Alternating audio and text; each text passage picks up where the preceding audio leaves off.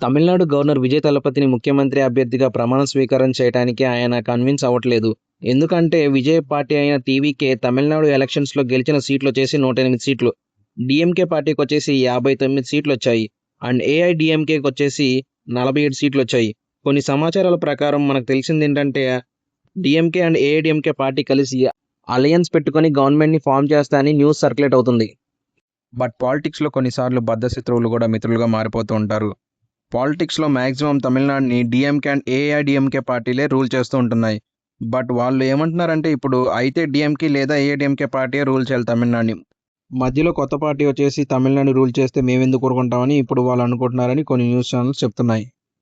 Already చర్చలు కూడా నడుస్తున్నాయంట. అయితే ఇప్పుడు గవర్నర్ రాజేంద్ర విశ్వనాథ్ అర్లేకర్ ఆయన ఏమంటున్నాడంటే ఒకవేళ 2 పార్టీస్ అనేవి అలయన్స్ అయ్యి మెజారిటీ సీట్స్ ఉంటే వాళ్ళే గవర్నమెంట్ ఫార్మ్ చేస్తారు. బట్ ఇక్కడ విజయ్ తలపతి అలయన్స్ లేకుండానే టీవీకే సింగిల్ పార్టీగా 108 సీట్లు గెలిచింది కాబట్టి ఆ మెజారిటీ అనేది గవర్నమెంట్‌ని ఫార్మ్ చేయడానికైతే నార్మల్‌గా సరిపోతుంది. But DMK and AIADMK party వాళ్ళే కాకుండా మిగతా పార్టీలు కూడా వాళ్ళతో అలయన్స్ పెట్టుకొని వాళ్ళకి అందరూ అన్ని పార్టీలు వాళ్ళకి సపోర్ట్ చేస్తే 100%గా వీళ్ళే గవర్నమెంట్‌ని ఫార్మ్ చేస్తారు. అండ్ ఇప్పుడు అందరూ తమిళనాడు ఎలక్షన్స్ రిజల్ట్స్ వచ్చాక విజయ్ తలపతినే సీఎంగా అనుకున్నారు. బట్ విజయ్ 2 కాన్స్టిట్యుయెన్సీస్ నుంచి పోటీ చేశాడు కాబట్టి but as per election rules ప్రకారం రెండిటి నుంచి ఏదైనా ఒక్క సీట్‌ని మాత్రమే ఆయన చూజ్ చేసుకోవాలి. రెండో సీట్ అనేది వేకెంట్ అయిపోతుంది. ఇక్కడ టీవీకే 108 సీట్ల నుంచి 107 సీట్ల వరకు పడిపోతుంది.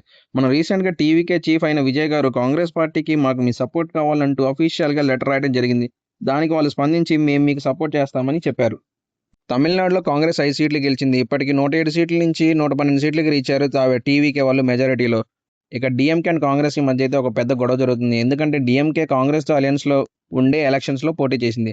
డీఎంకే వాళ్ళు ఏమంటున్నారంటే అసలు కాంగ్రెస్‌కి 5 సీట్లు కూడా రావు. ఎందుకంటే ఆ 5 సీట్లు కూడా డీఎంకేని చూసే కాంగ్రెస్‌కి ఓటేశారని చెప్పేసి డీఎంకే వాళ్ళు చెప్పడం జరుగుతుంది.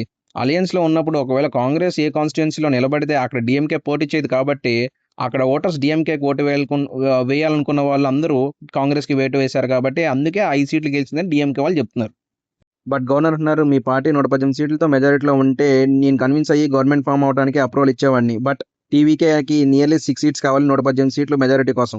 టీవీకే పార్టీ వాళ్ళు కూడా వేరే వేరే పార్టీస్‌ని అప్రోచ్ అవుతున్నారు. మెజారిటీ ఆఫ్ సీట్స్ వాళ్ళకున్నాయని ప్రూవ్ చేసుకోవడానికి. As per TVK inside news ప్రకారం ఇప్పటికే టీవీకే 3 పార్టీస్‌తో అలయన్స్ చేసుకోవాలనుకుంటుంది. అవి వచ్చేసి సీపీఐ దగ్గర 2 సీట్లున్నాయి.